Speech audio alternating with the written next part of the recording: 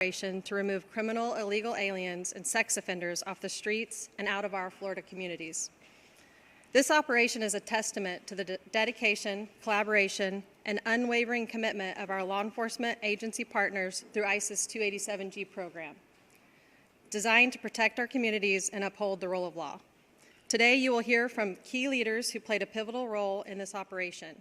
Join me in welcoming Deputy Director, U.S. Immigration and Customs Enforcement, Madison Sheehan, Executive Director, State Board of Immigration Enforcement, Anthony Coker, representing the Governor, the Commissioner for the Florida Department of Law Enforcement, Mark Glass, Director for the Florida Department of Law Enforcement, Melissa Bujeda.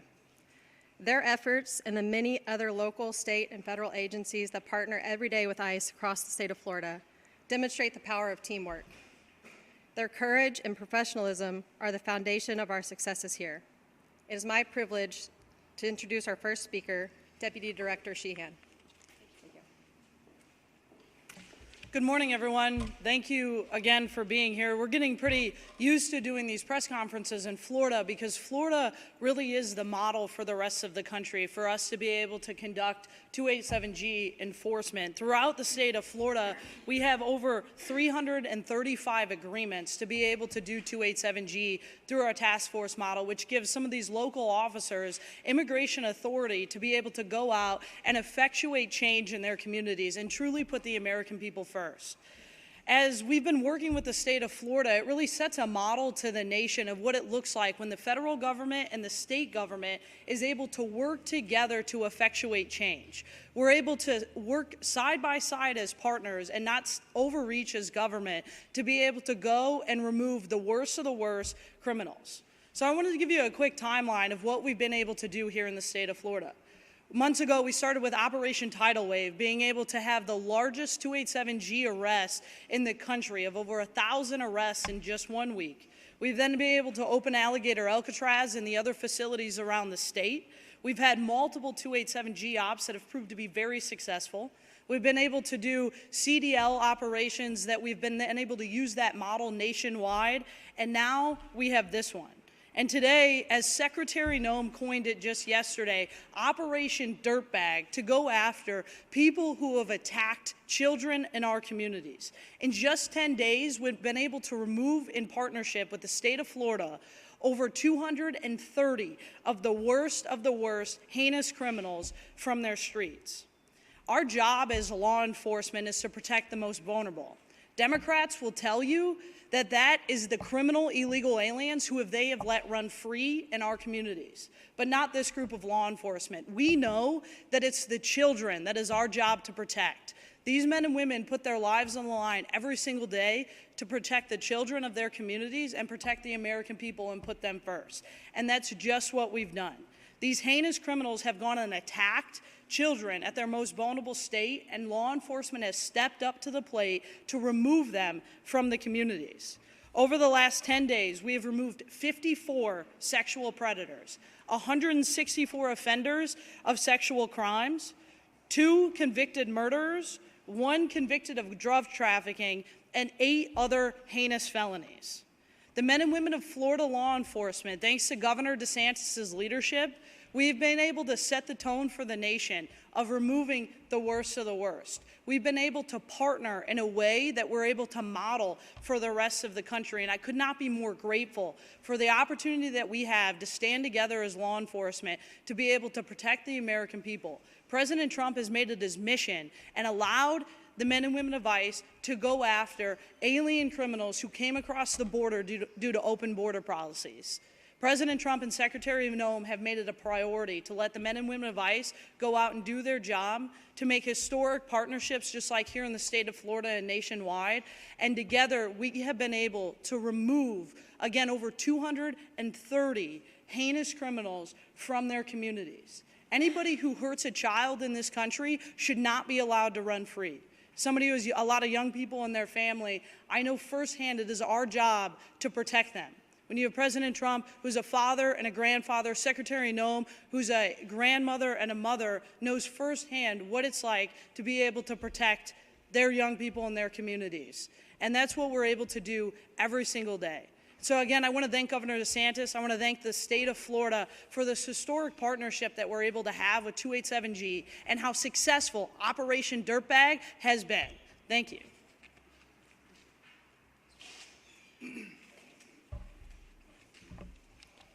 Good morning. Thank you all so much for being here today. My name is Anthony Coker. I'm the Executive Director of Immigration Enforcement for the state of Florida. I would like to first start off by saying congratulations to Commissioner Glass, the Florida Department of Law Enforcement, and ICE Miami, Acting Field Officer Director Walker, on a job well done. As the Deputy Director said, this operation was super successful. I would like to talk about the 287G program briefly. Governor DeSantis took swift and decisive actions when President Trump was inaugurated to ensure that Florida set the bar on what 287G enforcement and cooperation with the federal government look like. Because of the steadfast leadership from Governor DeSantis, the bar has been set for the nation, and we will, on behalf of the state of Florida, continue to collaborate and work with our DHS partners. From day one, Governor DeSantis understood the all-hands-on-deck approach in this 287G program would be instrumental in the success of the program. I proudly stand here today on behalf of the state of Florida and say that every state agency in the state of Florida have active 287G certified credentials and have made a 287G task force arrest. This all-hands-on-deck approach could not be possible without the guidance from our great sheriffs and police chiefs and state agency heads.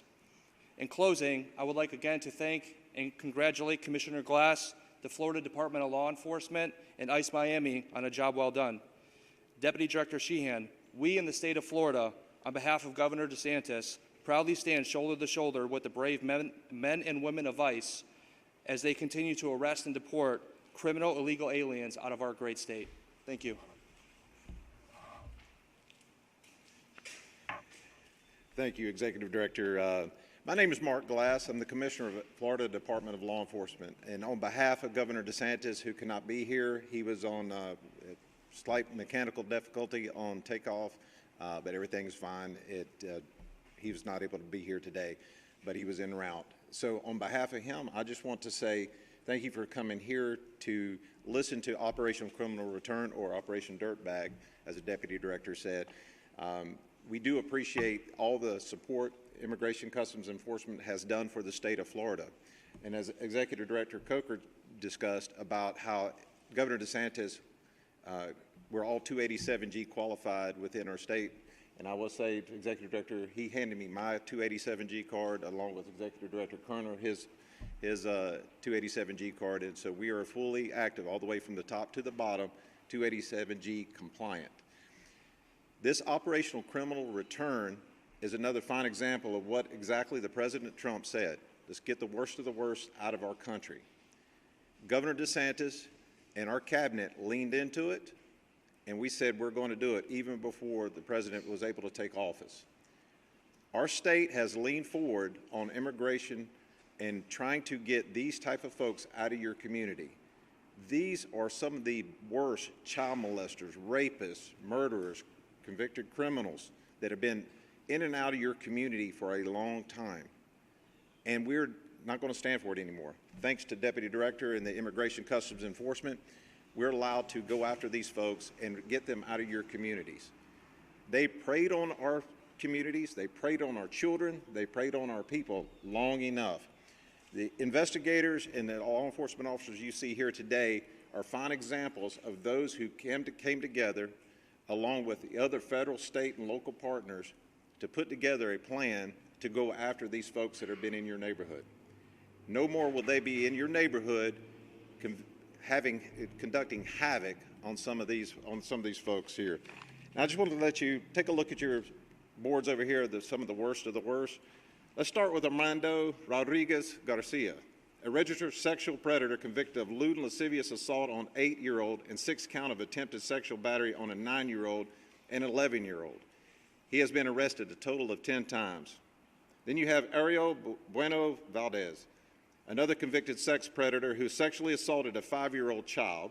This individual was living freely in Florida's community before his arrest. And finally, another one you have over there is Jose Prieto Castillo, also a sexual predator who was convicted of lewd and lascivious molestation of a 9-year-old child. And the abuse didn't happen once. It occurred over a course of several years. And since coming to the United States, he's been arrested 19 times and has a criminal history to include homicide, assault on law enforcement officer, robbery, and kidnapping. Now, these are just a few of what we picked up. These are the pure evil that is running around in our country, and we got to expel that from our country. And this is just a few. We have attempted murderers. We have career criminals that are on this list that we've gone after, and to get them expelled out of here. But we can't do it by ourselves. It takes you as citizens to let us know where these folks are at. It takes federal, state, and local partnerships to work together to ensure that we protect our citizenship here in the state of Florida and our visitors. You're not going to victimize Florida. I promise you. This is a law and order state, and under the leadership of Governor Ron DeSantis, and I will even say Chief Financial Officer Blaise Ngolia's and law enforcement investigators were key parts and key players in this operation with FDLE, going to root out these people out of your community. And our cabinet members, they are part of leaning forward to protect your great state and our visitors. This is a free state of Florida. You could come here and enjoy yourself all day long, but you're not going to enjoy it on the expense of others. We will expel you from there.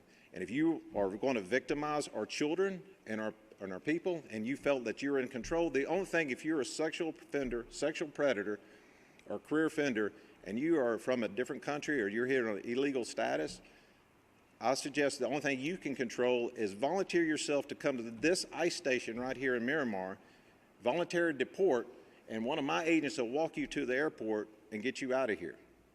Or you can spend time at Alligator Alcatraz, Deportation Depot, and coming up, probably Panhandle Pokey, until we can get you out of here.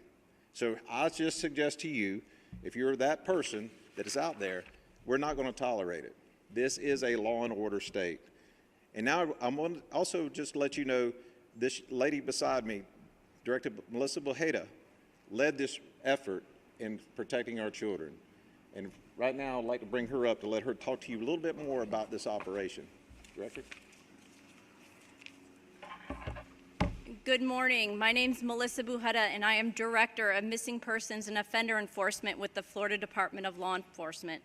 Thank you, Commissioner Glass and Governor DeSantis, for your steadfast leadership in immigration enforcement in the state of Florida. A short time ago, I was honored to become Director of Missing Persons and Offender Enforcement, and within a very short time, I was in awe of the number of sex offenders and predators who were on our registry, living in our communities, who were here illegal.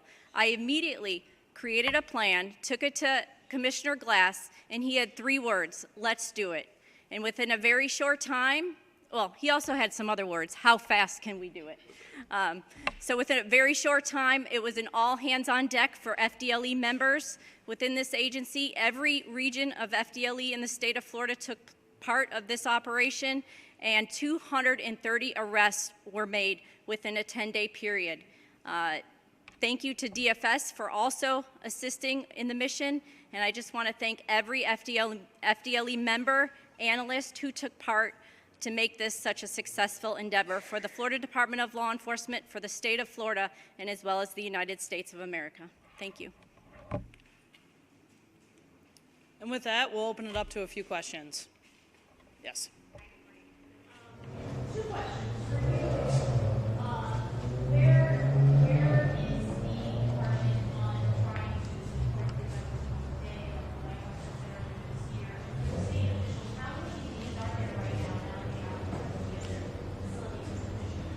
Look, the men and women of ICE are going after the worst of the worst. We're going after criminal illegal aliens. We're going after anybody who's been in this country illegally, that was led into this country over open border policies. The men and women of ICE are spending all of their time protecting the American people and putting the American people first, which wasn't done in previous administrations. We stand by President Trump and Secretary Noem and our ability to do that, and we'll continue to fight for the American people every single day. And your second question was what again, ma'am?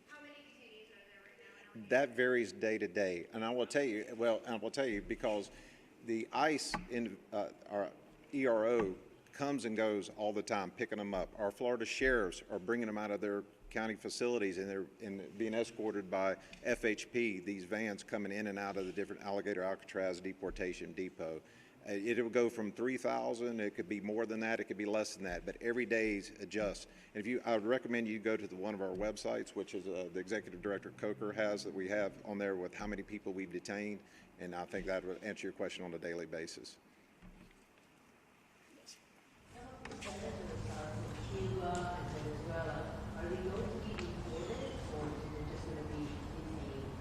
If you've been in this country illegally and ICE has apprehended you, or Florida through our 287G partnership, you'll be ultimately put through immigration proceedings, received your due process, and then ultimately removed from this country, turning the point of the judge. We have multiple agreements with different countries to make sure that everybody that is not supposed to be in this country is returned. Yes. Here, Commissioner Glass, I think you said if these individuals self-report, they'd be taken to the airport versus if they're caught, then they'll be taken to a detention facility. Is that? Yeah, absolutely. So we encourage everybody to self-deport. If you show up here and you want to self-deport immediately, you absolutely can. We're more than happy to escort you through that. You can use the CBP Home app and go home almost immediately and not even have to interact with immigration law enforcement. But if you choose to stay in this country illegally and we find you, you will go through your immigration proceedings and ultimately be removed from this country. Yes. So those individuals wouldn't get taken to, say, Alligator Alcatraz. If you choose to self-deport, you can show up at an airport and self-deport any time. Use the CBP Home app. There's a stipend involved where they're able to receive almost $1,000 to be able to return home, also allowing us to pay for the flight. Yes. Yes, a federal judge has said that he will order the release of 13 people that were detained in Chicago.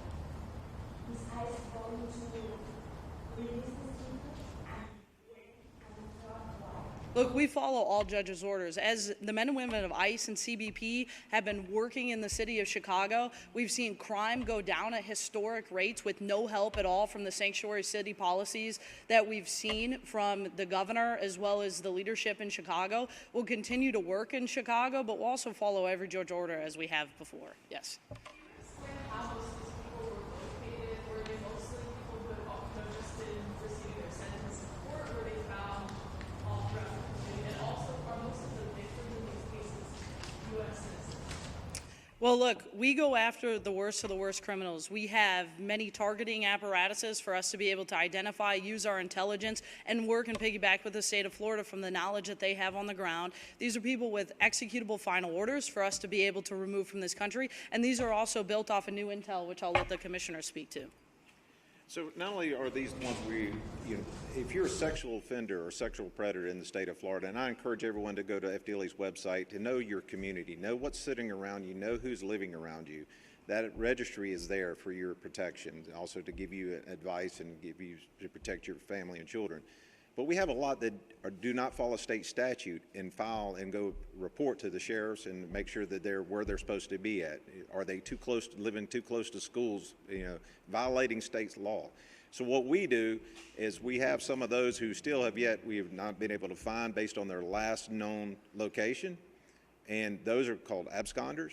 And you will see us put arrest warrants affidavits on them. So that's coming soon for those folks. So if you are not living where you're supposed to live at and you're a sexual offender, sexual predator, I suggest you go to your local sheriff and re-register yourself or call FDLE and let's put you right where you're supposed to be at so we can protect our community. Yes. Over 600,000 Venezuelans lost PPS, and a lot of them live here in Florida. Now they are documented. I was going to go after them. Are they a priority in immigration enforcement operations? How is that going to be with that lost PPS? Look, anybody who's in this country illegally, we will continue to go after and target anybody who is in our targeting system, whether you have a final order or we come across you in our 287G efforts. But our job is to keep the community safe. The men and women of ICE, as well as Florida, go after and using immigration law as it's written. We work within the laws that we are given, the laws that Congress gave us to work within, and that's what we're doing every single day. If we come across somebody that's illegal, we'll put them through immigration proceedings and ultimately be removed from this country. Yes. Kind of a follow-up to her question, but were these that are already convicted offenders on your registry, and then you kind of made cross-check and said, you're illegal, you're illegal? Is that how this group was Yes, and I can let the commissioner get into the details, but absolutely. So the court systems here in the state of Florida, if you're convicted of a sex crime, sex offender, sex predator, you're required by statute to enroll on the registry that way that protects the community. They're also required to make sure your address is updated so the community knows where you're at, so you do not, subjugate someone else to the same heinous crime that you've committed on that victim. So that is one thing. So based on ICE records, and there's other stuff behind it, based on ICE records on who's on final deportation status, who's already had their due process, and they're still sitting here, it's easier for us to go grab that person who's not supposed to be here at all, and they've been told to leave, and they're supposed to be sending them out, just to go find them, and then get a lot of them. Yes, sir. If these illegal criminals committed crimes against American children, are they going to be paying jail fee, or are they going to be deported? Because then, what's the justice for the children that were arrested? The majority of these folks that you've seen have already gone through the system, the state system in the state of Florida, or other states that have moved here, and they've had to move their registry to here to tell them that they've moved to this area. So they've either committed these heinous crimes in other states, or majority of them were conducted here in the state of Florida. So they have already gone through legal proceedings. ICE has already put the deportation proceedings. They've gone through those due processes. So these folks have already been through so many processes, due process, and so it's beyond that part. But they've been allowed for the previous administration under Biden to sit here on our soil and continue to do this. And I read off to you some of the other things they've done, robberies, rapes, everything else that's still happened there, attempted murders, what we've been able to get out of them. So here's the deal. ICE is doing their job under President Trump, is removing these heinous criminals out of our country. The Governor DeSantis and our cabinet has leaned into this and said, we're going to get them out of here too. We do not want these folks here, causing havoc on our children and on our visitors that are coming from other states and other countries here to enjoy the state of Florida. This is not going to happen here. It is a law and order state. Good question, ma'am. Thank you. ask a question about the capacity of the state detention facility, full of regular paper and the other place, and the timeline for opening the program and the plans of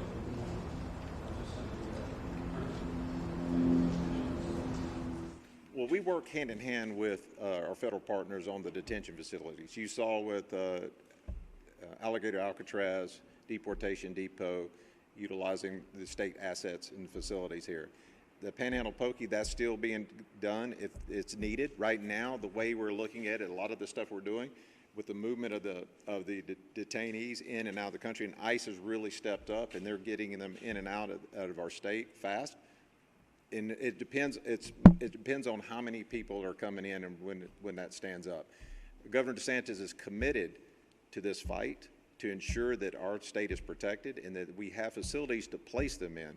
And so the Panhandle Pokey was another one that's coming up. So that's what our goal is to do here, is to make sure that we have a place to detain these individuals in order to have ICE time to finish up their due process and deport them.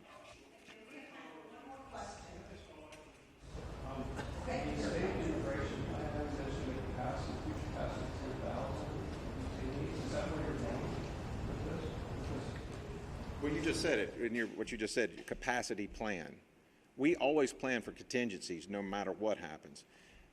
If there's more that we discover or there's more that is needed, if the federal government is asking for more assistance, we can definitely provide that. If you paid attention to the governor and the cabinet and the State Board of Immigration, they are willing to do whatever it takes to ensure that this mission set goes off successfully. So that is all about a plan, just like you said. Thank you.